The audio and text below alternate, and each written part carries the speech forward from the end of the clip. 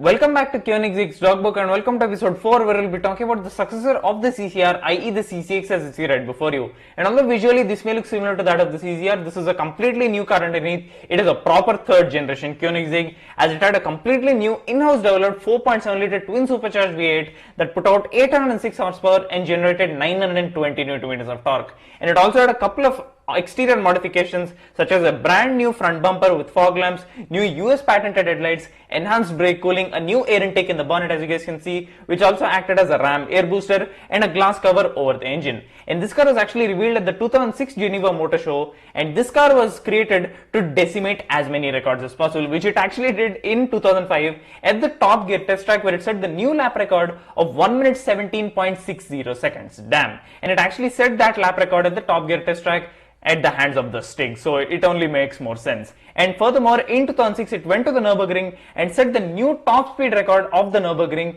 at 194 miles an hour at the hands of Horst von Sorma, and it actually went back in 2006 to the Top Gear test track where it set the new top speed record of the Top Gear test track, and this thing did it at 196 miles an hour at the hands of none other than Jeremy Clarkson. And furthermore, in 2008 this thing set two more records, first of which was the 0 to 200 km an hour record, which it did in 9.3 seconds, and the second one was the 0 to 300 km an hour and back to not record, which it did in 29.2 seconds. Both records were set at the hands of Horst von Sorma at the Papenburg Autosport facility. So this thing on its own was quite a beast, and this thing could accelerate from 0 to 62 miles an hour in 3.2 seconds, and it topped out at 245 miles an hour and more, i.e. more than 395 kilometers an hour. And it's got a complete Kevlar and aluminum honeycomb reinforced carbon fiber body, as well as the option of a 6-speed manual transmission or a 6-speed sequential transmission. And this thing obviously has got this dihedral synchro-helix doors. I mean, it has to have that is a trademark move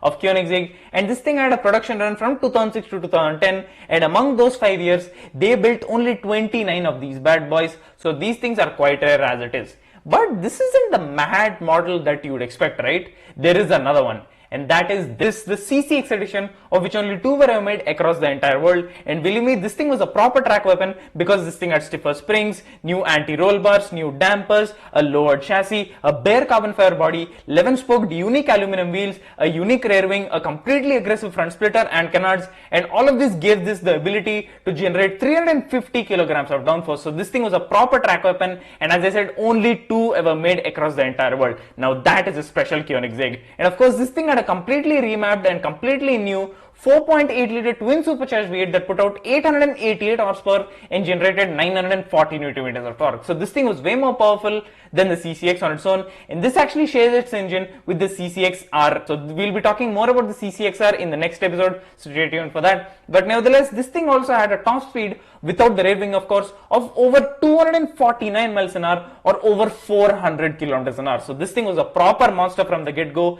and this thing could accelerate from 0 to 62 miles an hour in 3 seconds. So this thing was already more powerful than the CCX, and to be honest, although people thought that the CCX looked similar to that of the CCR and wasn't much of a huge step up, the CCR edition is proper living proof among us that this thing was a proper monster from the get-go. Anyways, what do you guys think? Leave them in the comments below. Thanks for watching guys. Remember to hit that sub button and click the bell to ensure that you don't miss out on any future videos. Thanks for watching guys. See ya. Stay tuned for episode 5.